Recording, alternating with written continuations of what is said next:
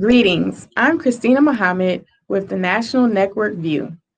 On tonight's show, our guests Meshawn Siddiq and JayVon Muhammad will comment on the CDC's new vaccination mandate for pregnant women and its future implications. Later in the show, Meshawn Siddiq and JayVon Muhammad will discuss the issue of legalized kidnapping. Lastly on the show, our guests will share their thoughts on Midwives Alliance of North America's MANA, Regulation on Midwives, and the practice of midwifery. Before we get into the top news, let's do a recap of the current events we've recently covered. On yesterday's I Have a Testimony, NMV news anchor Willie Muhammad's guest was Dr. Boyce Watkins, who is a host of his own Black social commentary show and is known by many as the People Scholar. Dr. Watkins talked about meeting the Honorable Minister Louis Farrakhan, the minister's involvement in the New Paradigm Forum, and the relaunch of Muhammad's economic blueprint. Can you share the first time you heard or when you first actually met the minister? And also, how come, unlike many others, you have not succumbed to the pressure and the fear tactics that people place on Black athletes, Black intellectuals when it comes to associating with the minister? Why is that? Well, to answer that question first of all, I'm humbled, and I can't even I don't even know how to respond to any comparison between me and Minister Farrakhan. There is no comparison in my view. This man is extraordinary, and I first started to learn about him when I was in college, and right before the Million Man March, and he helped me open my eyes in terms of understanding the complexities of American racism and just what power and strength and manhood really look like. And so when I got the chance to sit with the minister, it was obviously overwhelming. NMV news anchor Rosalind Parks sat down with weekly contributor Brian E. Muhammad, Final Call News staff writer, for a tribute to the life and legacy of Dr. Runoko Rashidi, world-renowned scholar, anthropologist, and historian. Now, what would you say stood out to you most about Dr. Rashidi and his work? Oh man, Dr. Rashidi is, his example, I would say, is the greatest legacy, because we live in an age, especially with today's technology, where you can get information at the flick of a finger. And, and there's a saying that, it must be true. I saw it on the internet, but as free as the internet is, there's also a lot of falsehood, a lot of information that is not really true and reliable. And his example was the kind of man who went and he searched out the truth based on verifiable evidence, going to the different places of the earth and pulling the information up of our history.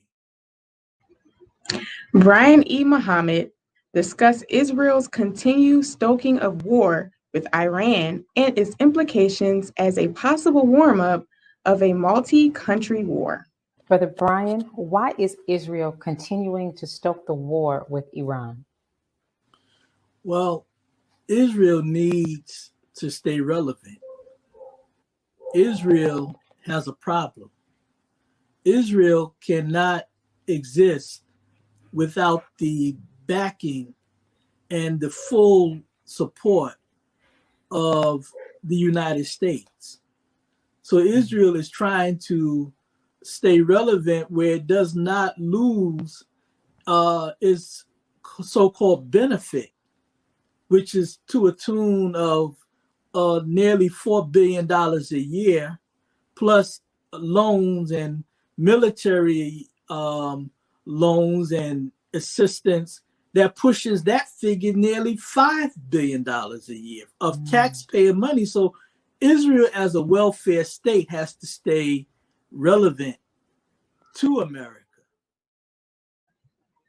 Brian E. Muhammad also shared his thoughts on the UN General Assembly's creation of a permanent forum for accountability for America's racism against Blacks in America and around the globe. Currently, there's a Final Call News article entitled World General Assembly Creates a New Permanent Forum of People of African Descent. How will this new platform improve the lives of Black people around the globe? Well, the UN, as I've been saying earlier, it's a joke. The UN does not have the power. Let me just start off with this. The Honorable Minister Louis Farrakhan said that justice is not going to come from the courts of this world. It's going to come from the God of justice. The UN is enslaved to the biggest influencer of oppression in the world, which is the United States. Weekly medical contributor Dr. Akili Muhammad updated us on how states and communities are tracking COVID and its Delta variant infection rates, how the vaccinated have responded, and the effect on the population in general. What's the reason the scientific community is saying a vaccinated person can transmit the COVID infection? Well, as you know, there's this one side or the opposite in just about every aspect when we're dealing with health these days. And there are many scientists that are saying that when we are vaccinated and the body starts to produce these spike proteins on the cells, this is happening in just about all the tissues in the body. And so the immune system is having to respond to that reality, meaning that there's work that has to be done in order for the spiked proteins to be produced on so many cells. We're talking about billions or trillions of cells. And so at the same time this activity is going on, here we have the Delta variant coming into this region. So I'm specifically speaking about the United States. And now your body has to fight another variant. Sister Cherie Muhammad, founder and director of Asiatic Minds Online School, and Sister Iman Ali, meditation instructor, discussed the importance of meditation and why Asiatic Mind School offers meditation classes. Will Asiatic Minds curriculum offer students the right mix of classes to help them master subjects and improve their overall level of performance and achievement in schools? Thank you for the question. At Asiatic Minds, what we are striving to do is give more classes and offer more classes other than your basic reading, writing, and arithmetic, as we sometimes call it. So we want to offer classes that are going to help the students enrichment as a whole person. And so we have several classes outside of our math and our traditional classes that will help our students mentally and spiritually. We'll be getting into physically and in other different aspects that will help them to be able to go back to those original foundational classes and have a better mind to master them. Brother Born King of Soul Society discussed the organization's youth mentoring and empowerment programs that are helping people tap into the gifts of their soul and lock in on their personal life purpose. Now, how did Soul Society get started?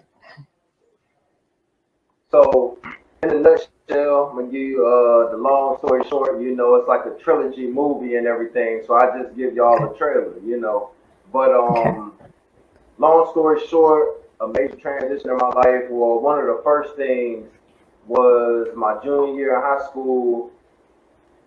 We used to have these hotel parties, and long story short, I was arrested for the first time my junior year. Mind you, was with some weed that I didn't even know was in the environment I was in. But the way way that that process was carried out and that experience was carried out, and the way the cops expressed the intent, you know, to really like take down, you know, young black men. And I mean, they were literally expressing themselves in a way like, dang, this isn't even enough to really do what we would like to do with them. I was joined by guest commentators, artist and energy healer Sister Malika Phoenix Ali Muhammad and Sister Teresa Muhammad, a traditional birth worker and birth keeper, where we discuss the controversy over comments made by hip-hop artist DaBaby. All right, so last week we witnessed cancel culture, right, at its finest. Do you all think that these cancellations from these festivals and events were necessary? Sister Malika, can you start us off? You know, I don't think it was necessary at all. I think last week, the controversy with DaBaby is a prime example of how cancel culture has gotten totally out of control. And I think we need to be very, very careful about how we think about these types of things, because it's proof of a further pulling back of our rights of freedom of speech.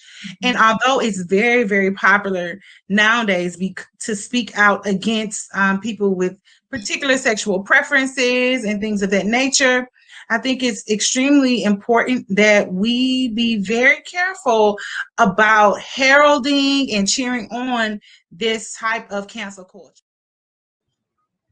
Sister Malika Muhammad and Sister Teresa Muhammad voiced their opinions about Johnson & Johnson targeting Black women with their talcum baby powder products. So tell me, what are your thoughts? Why are so many dangerous products being placed specifically in our communities that they know are toxic and dangerous to our health?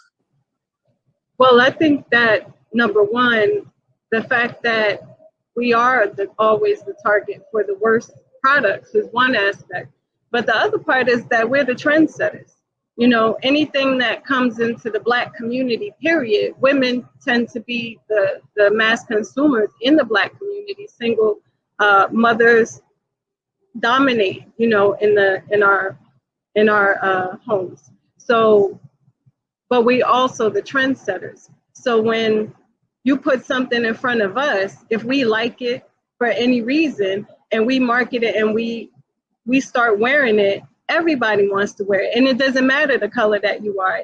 Everyone follows what we do. And that's just the way that it's been, and that's the way that it is.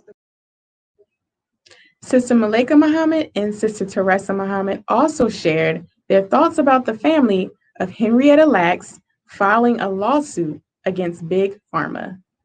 Is it possible that other Blacks, in addition to Henrietta Lacks, have cells now commonly known as immortal gene lines that have an amazing property?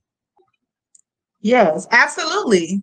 Absolutely. As we know from the teachings of the Honorable Elijah Muhammad, that the Black man is the original man. So our cells are these immortal cells. That is who we are. So absolutely, I have no doubt. I mean, you hear these sorts of things all the time, not only Henrietta Lacks, but you hear about aborted fetal cells being utilized in the cosmetics industry and all this. And this is the reason why, and we all know the data or the statistics about, you know, unfortunately, this issue of abortion in our communities, but a majority of those aborted fetal cells are African American or Black women who are releasing their children. Let us pause for announcements from our sponsors. Coming up, our guests, Sister JayVon Muhammad and Sister Meshawn Siddiq, will speak on the CDC's update vaccination suggestions for pregnant women. We'll be right back. Be a part of the force that powers truth in journalism. Your support helps us to highlight solutions for a brighter tomorrow. Go to nnvnews.com/donate.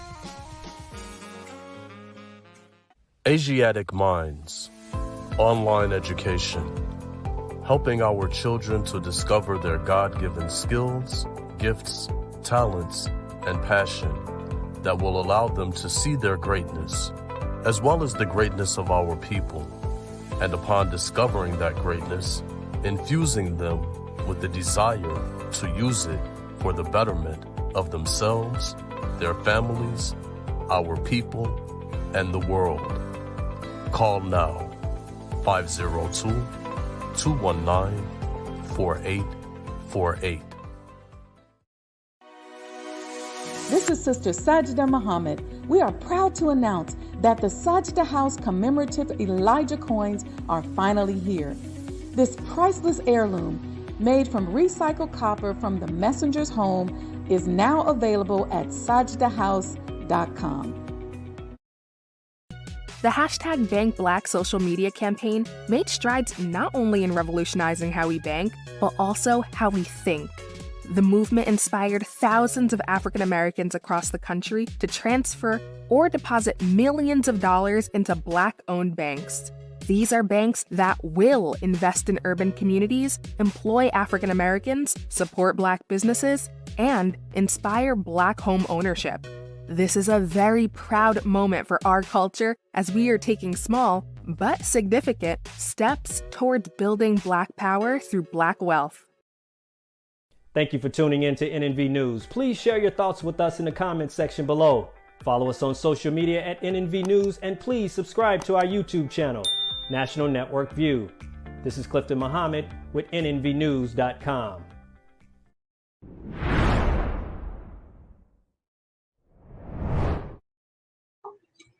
Just last week, the Center for Disease Control released new recommendations based on new data from approximately 2,500 pregnant women.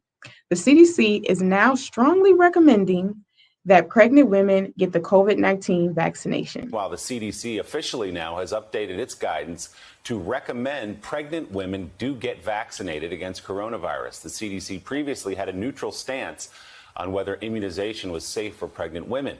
Now the agency says there is no increased risk of miscarriage among those who have been vaccinated. CDC has found pregnant women are more likely to get severely ill from COVID than non-pregnant ones. Joining us to discuss this is Sister JayVon Muhammad and Sister Meshawn Siddiq. Welcome, sisters. Peace and love. Super excited to have this conversation. So let's jump right into it. So now we saw that there's some new recommendations. Now with the Delta variant on the rise, what does this new strong recommendation from the CDC and ACOG, for those who may not know what ACOG is, that's the American College of Gynecology. What does this mean for pregnant women? Sister JayVon, can you start us off? I can. Well, thank you so much for having me on the show. I really appreciate it. Glad to see you. And I just want to simply say that this is not new. The COVID, this Delta variant, this COVID virus and pandemic, this is fairly new for us. But vaccination during pregnancy is not. And most midwives I know and myself don't recommend any vaccines during pregnancy when we're not in a COVID pandemic. So think about that. And those are so-called studied vaccines. But when we talk about the COVID vaccine, we don't know enough. The CDC can make a recommendation, ACOG can make a recommendation, but the simple truth is we don't know enough about what will happen in adults and some teenage people or children who are not who are vaccinated yet. So I would not recommend the COVID vaccination for pregnant women. I wouldn't recommend it for anybody, but particularly pregnant women. The decision to use an experimental vaccination or gene therapy, as some say, in your body while carrying a baby is, I want to keep everything very simple. Like, we have to think that out. Many of us are concerned about taking the vaccine as adults. But now when you put a child in the picture, it's not smart. A newborn baby, it's not smart. We don't have enough information. Right, right. So, Sister Meshawn, what is your opinion on this? What do you think this means for pregnant women, especially as a public health professional? I really agree with Sister JayVon on the points that she brought out, that it's really experimental. And I have a problem with how they are coercing the people by saying that 2,500 pregnant women was studied. And when I looked at the study, it's 2,500 women or birthing people that was pregnant, less than 20 weeks pregnant. So they didn't even see the duration of the pregnancy of things that could have happened. And to say that 13% of them had miscarriages and that they're comparing it to the national average of 11 to 16%. To me, that's not justification to actually recommend a vaccine. And everything else that Sister JayVon said, it's just not enough data to give people informed decisions. You're coercing them, and they don't even give the comparison of what's happening. They just said that it's an increased risk of deaths or adverse damages for women who get COVID while they're pregnant, but they don't show the data. What is the data that shows that they can compare it to? I think that is a threat or a scare tactic that they're actually utilizing, and people need to base it off of their personal choices and what's best for their fetus, and this is not best for their fetus. Thank you. So, with that being said, for women that are currently pregnant, I'm sorry. Did you say something? I had something I could tell I was muted. Go ahead, add it. We're experiencing extreme psychological warfare, and data can be manipulated. As a person who has led FQHCs for almost a decade, I remember late 2020 when we were having Pfizer and Moderna calls in preparation for bringing the vaccine into the FQHCs, and pregnant women were discussed at the time. And at that time, they said over and over, we don't have enough information, but the benefit outweighs the risk. But we still think that pregnant women would benefit from being vaccinated. This was back in late 2020. So now that we've been put into a hysteria, of course, it's going to be safer in the words and the eyes of the CDC and pretty much the world, because, you know, the community has pressured people pregnant and not to be vaccinated. So we just have to remember that data can be manipulated. It has always been manipulated, particularly when you look at our health outcomes. And we, again, just don't have enough information to make a good decision about vaccinating any person at this time, let alone pregnant people.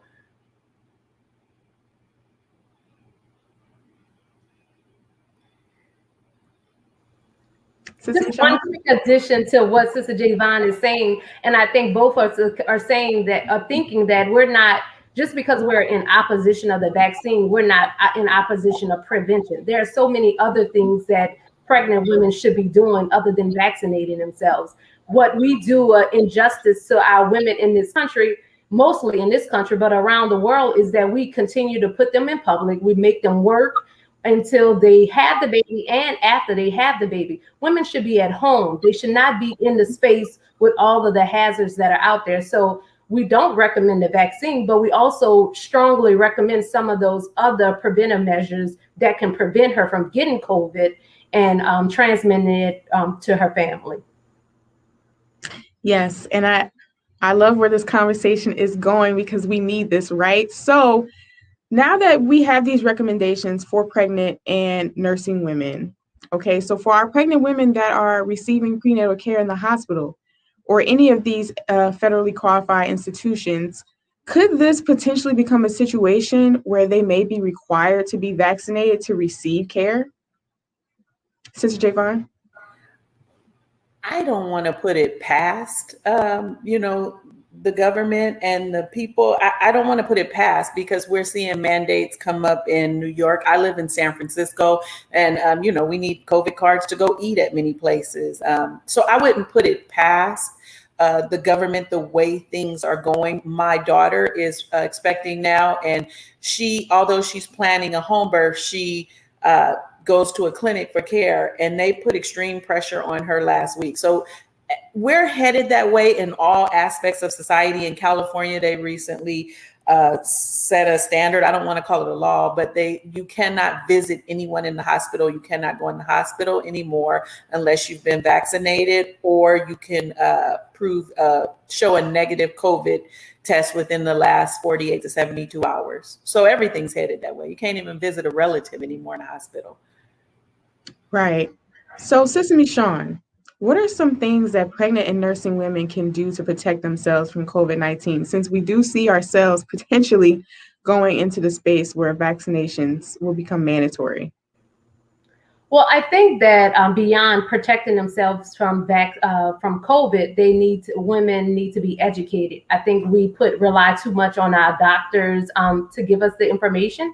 That individuals need to be educated on the entire birthing process from conception until 1 year postpartum.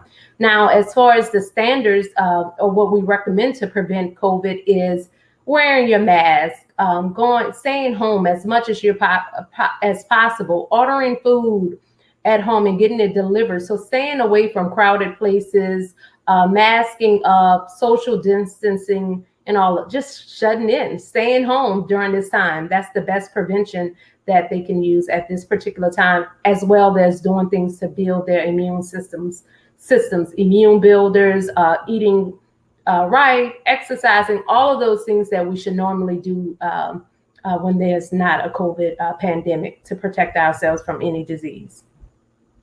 Right. Thank you. So before we close out, last year, we witnessed a surge of home births due to the uncertainties of birthing in the hospitals because of this pandemic. So now we're facing even more uncertainties. So should home birth be the best viable option for pregnant women and those considering becoming pregnant? Sister JayVon? Yes.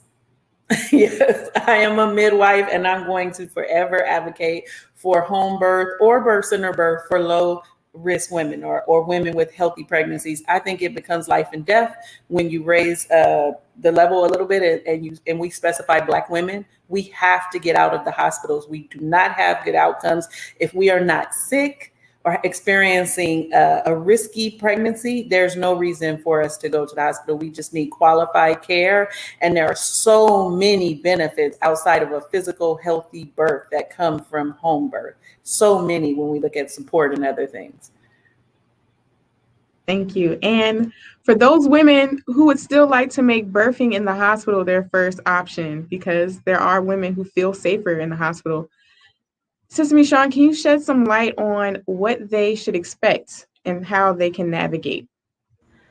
Well, again, it's about education. I love that the pandemic really highlighted the need for, or the option for home birth. And like Sister JayVon said, it can be very qualified care providers can do this for the person.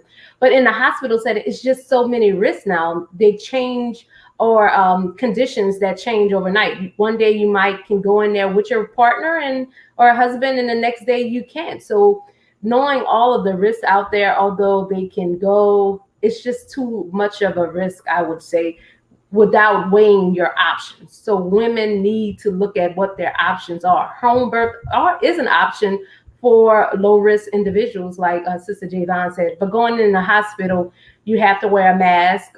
You have to be tested for COVID. And some hospitals, like Sister JayVon said with her daughter, that they're strongly encouraging you to get that COVID vaccine. And so you may be coerced to do that. And some of I've also heard stories of where they want the births to happen quickly. And so that's where that medical intervention might happen. So if you're thinking you're going to have an unmedicated birth at the hospital, it may end up being a C-section or something that you might not want because of the environment that they're in.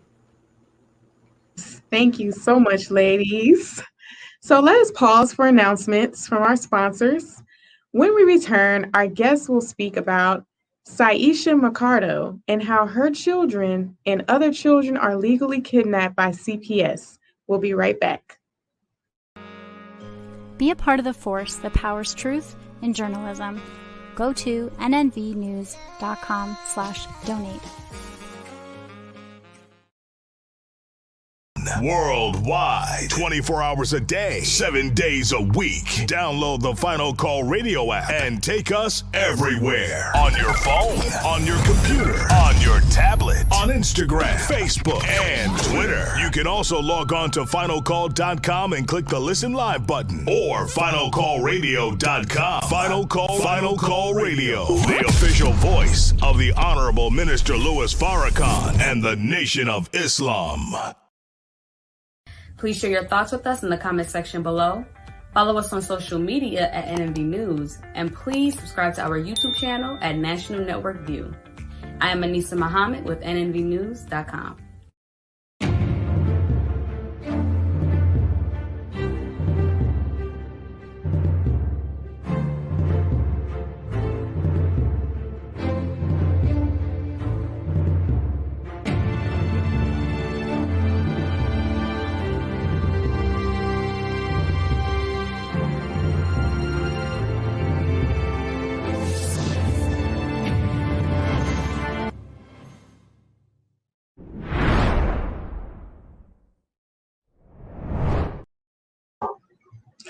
Syesha Mercado, singer who took third place at American Idol 13 years ago, is now in the fight of her life as she and her partner, Tyrone Dearney, are fighting to regain custody of their 13-month-old son after bringing him to Johns Hopkins All Children's Hospital in Florida in late February.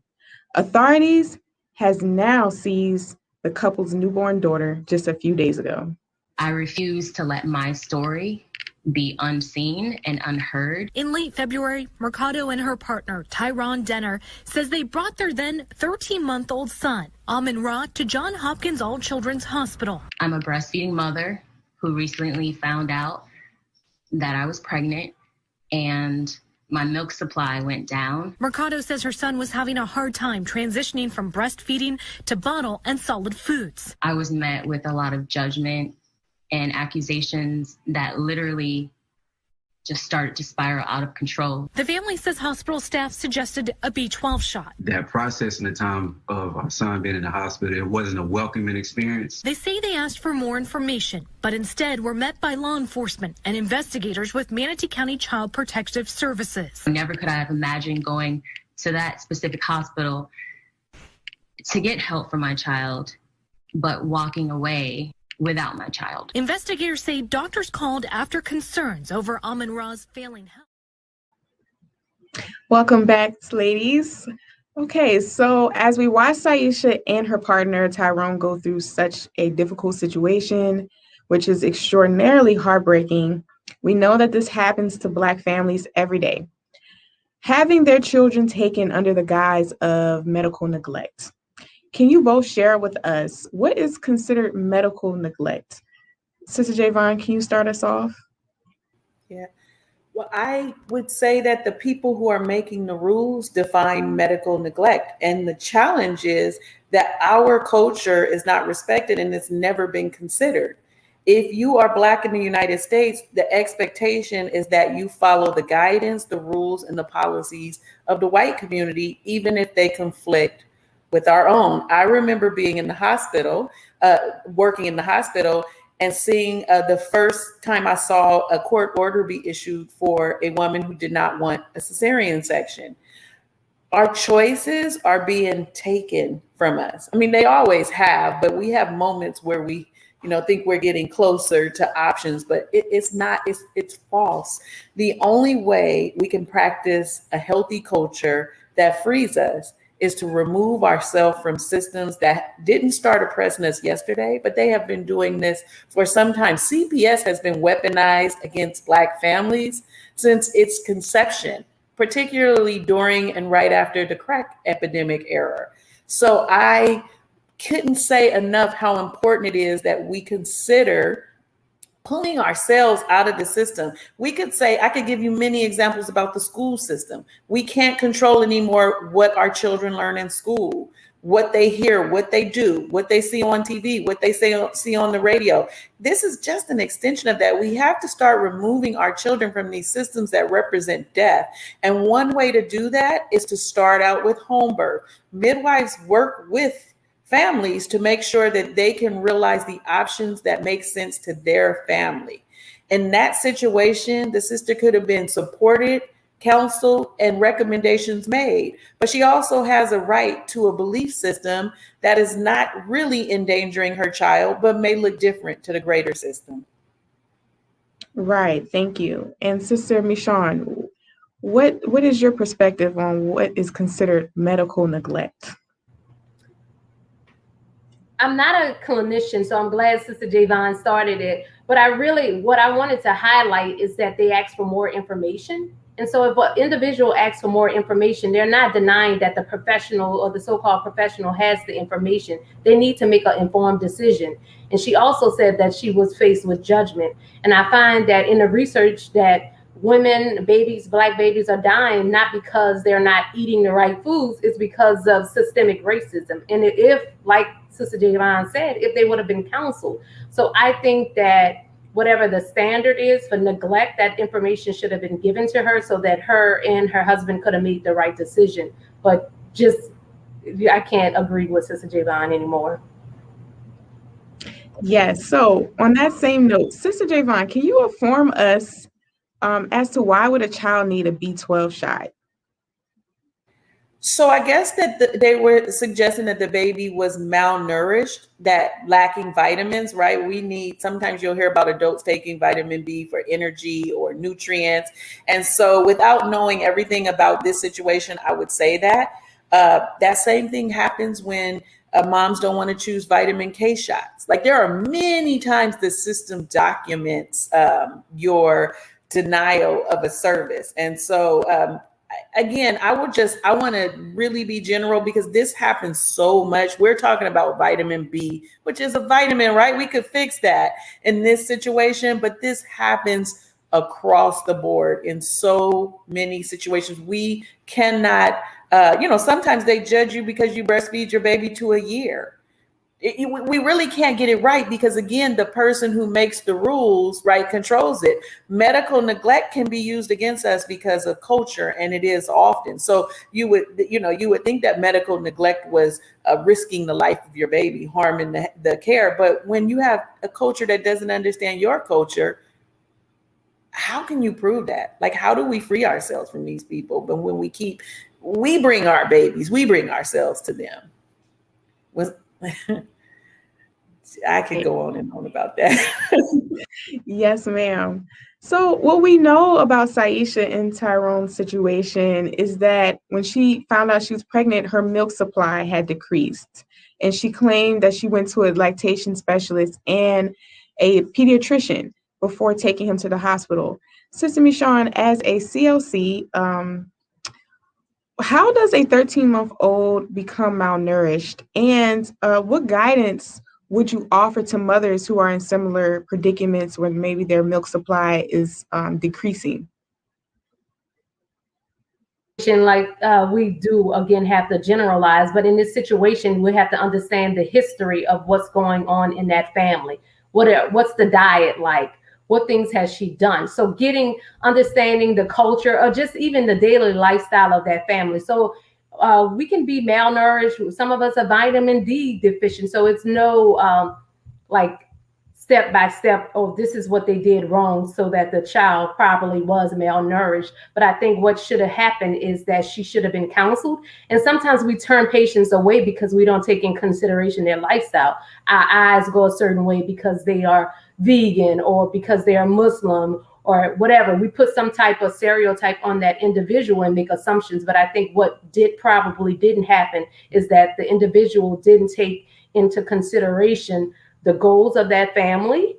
Sometimes we say, oh, it's 1 year old, so the baby should be eating all of this stuff. But if the family decided not to, so what can we do in place of? Like, for example, for a person that's a vegetarian, some physicians might want them to get protein. So, okay, you're going to be a vegetarian. Have you considered beans? Have you considered this? So I don't know what their lifestyle was or what the records show, the medical records, but I think it can be all sorts of things that can lead to malnourishment. Yes, and as being public health professionals, How can families avoid situations such as these? Sister JayVon, I know you had said, just don't even be in their system. Don't birth in it. Stay home and birth. But when parents find themselves at the ER, what do you think they can do to avoid situations like this? Sister JayVon?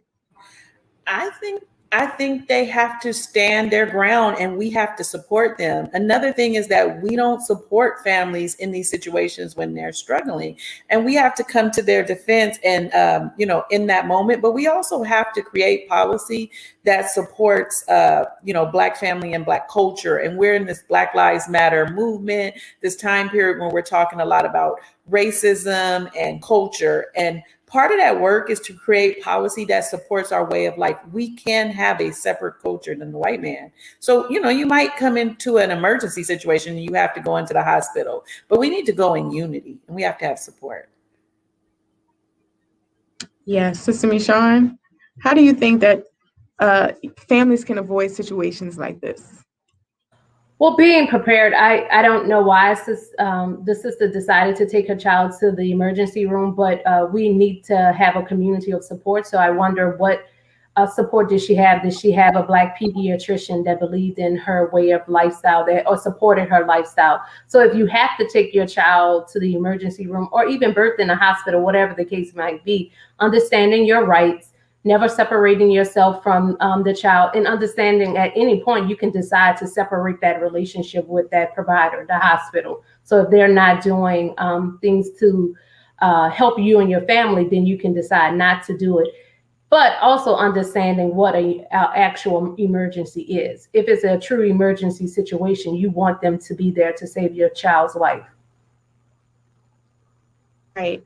And one of the things I want to highlight from this particular topic is that in the CDC, in their statement of the vaccination, in terms of them making this recommendation for pregnant and nursing women, they are suggesting that when women take these vaccines, that it is good for the fetus and good for the nursing baby.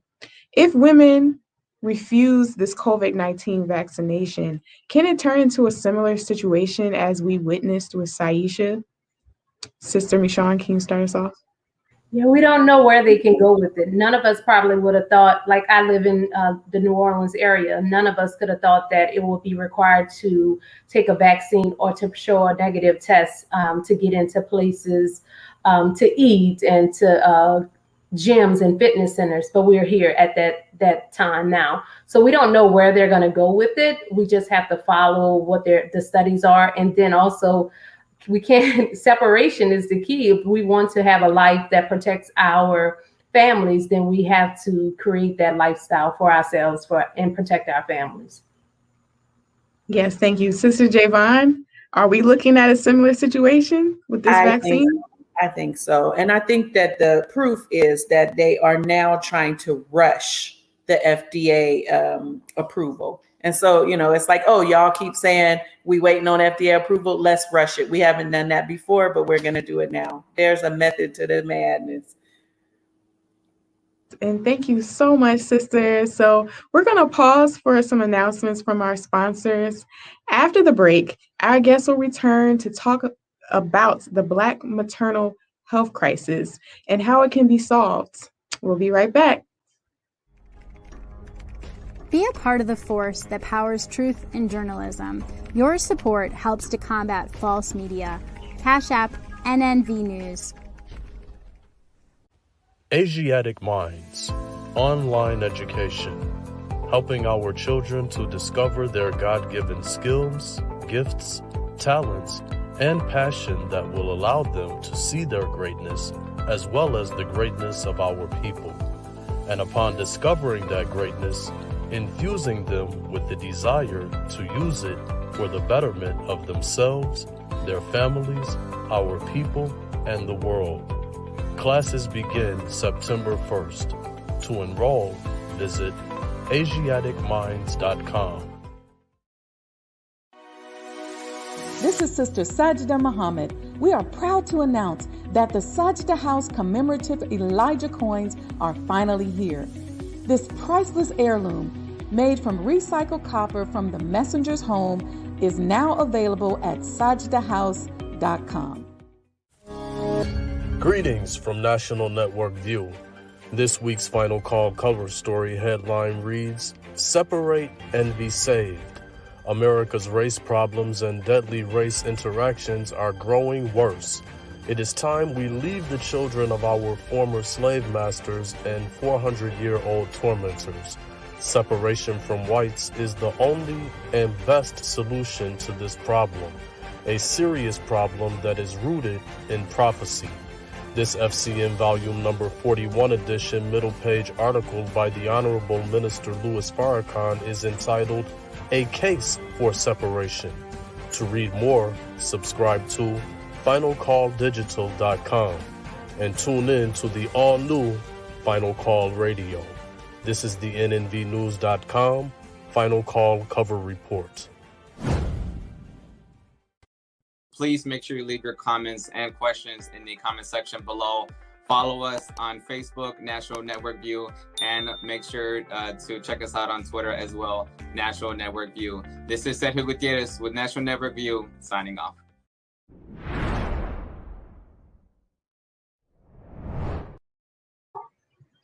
At the height of the coronavirus pandemic, we were inundated with Black maternal mortality statistics that reveal that Black women are 3 to 4 times more likely to die during pregnancy and postpartum phase than their white counterparts. These studies also revealed that Black women and their babies have better birth outcomes when cared for by Black birth workers. In the United States, women of color face disproportionately high maternal mortality rates. Black women alone are 3 to 4 times more likely to die from pregnancy-related causes than non-Hispanic white women, and twice as likely to lose an infant before their first birthday. But why is that?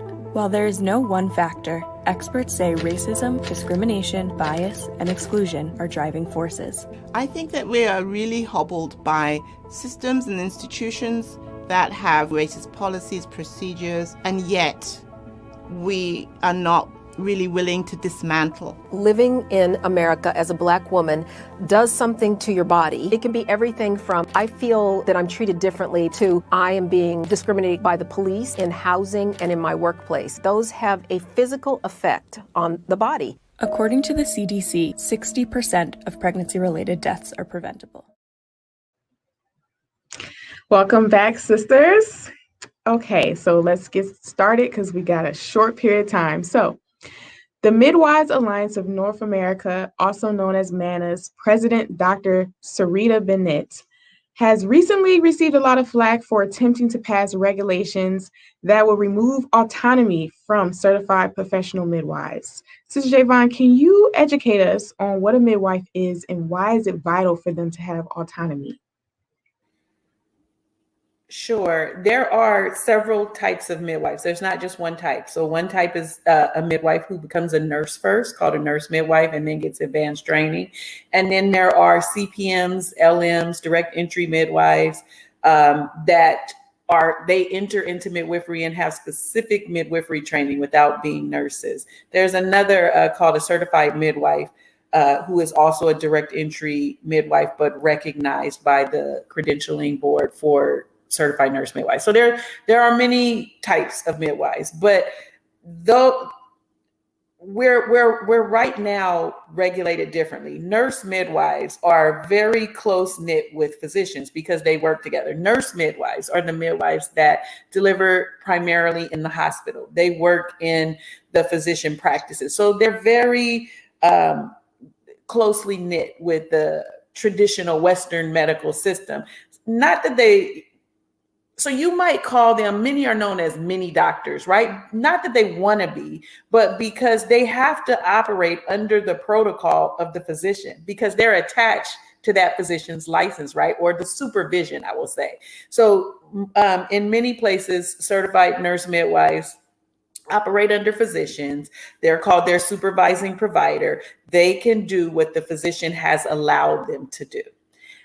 We know over on the CPM, LM direct entry side that is not what it's going to take to improve the health of Black women, right? Like, we're not going to improve pregnancy outcomes if we're attached to the same system that is creating these outcomes, right? We want to practice community, grassroots, direct entry midwifery, that kind we know about, where aunties come and support, the mama, where we all gather around the house, where you eat what you want, where you feel comfortable, where we are trying to create a different reality and environment for our mamas, right? We don't do interventions if we don't have to, if they're not medically necessary. You won't catch us talking about an induction or Pitocin, or if we want to work on a real grassroots, healthy, natural level. And we cannot do that if we are operating under supervising physicians. There are two ways we learn, and the way the doctors learn contradicts the philosophy that midwives learn under, that pregnancy is a normal part of a woman's life. Like, we have childbearing years, right? That the years we're more likely to conceive. And so we know that happens for us. And we're not sick. This is fantastic. We're celebrating. We're talking about health. We're talking about all of the things we talked about as alternatives to the COVID vaccine. So we can't do those things under physician. I don't even know what she's thinking and why she would take us back, because the part I neglected to say is that CPMs do not operate with supervising physicians. And we're out here in the community, in people's homes, doing good work. So why she would want us to take a step back when we're in a crisis, I can't. I don't understand. Right. Well, apparently neither does many of the group doesn't understand.